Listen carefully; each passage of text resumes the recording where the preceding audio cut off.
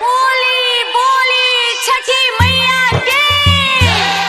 कौन कमी न रखबो से म्यूजिक डायरेक्टर किशन राज कंचन राज कौन कमी न रखबो से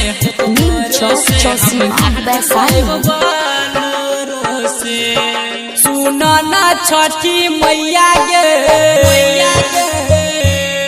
सुनो ना छठी मैया गे बना दे बड़का गवैया गे कहै छियौ सुन तोर से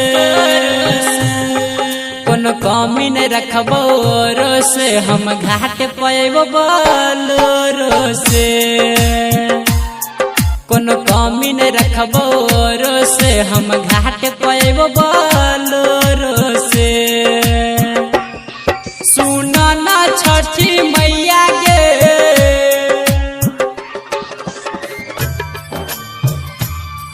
कौन कमी न रखबो से अभी आप सुन रहे हैं प्लैनेट म्यूजिक की शानदार music director DJ Kanchan Raj Hajipur Vaishali DJ Kanchan Raj Hajipur Vaishali कमी न रखबो से हम घाट पैबो बोलो से साल साल पूजे बौगे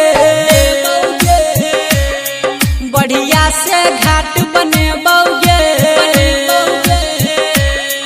साल साल पूजे बौगे बढ़िया से घाट बने बौगे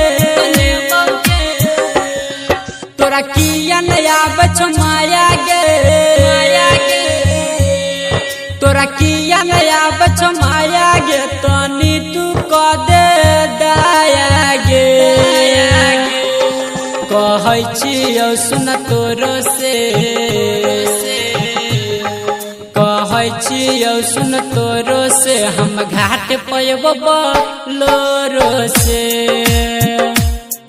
कौन कमी न रखबो से हम घाट पैबो बोलो से सुनो ना छठी मैया गे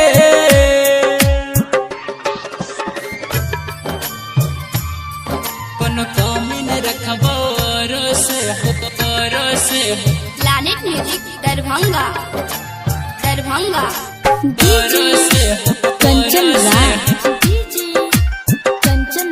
कौन कमी न रखबो से वैशाली